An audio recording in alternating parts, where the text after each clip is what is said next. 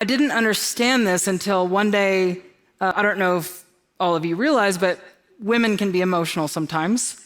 And one day, probably hormone influence, but I was having a bad day, and my husband came in the room, and very innocently, he was just, I don't even remember what it was about. He was trying to encourage me about something, and I just started yelling at him. And poor guy, he's like, I'm gonna go in the other room until you're able to talk about this. And I cried and I said, don't walk away from me.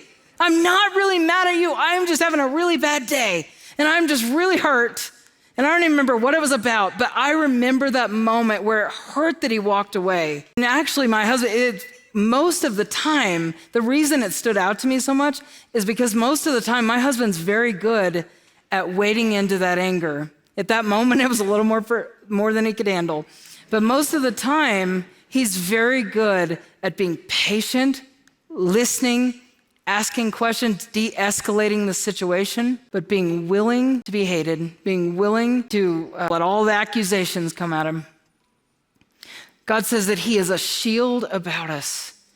We need to not take those things personally. Recognize they are not truly angry at us. They are angry at God. They're hurt. They're wounded. They feel like God has failed them. We have to be willing to go into those waters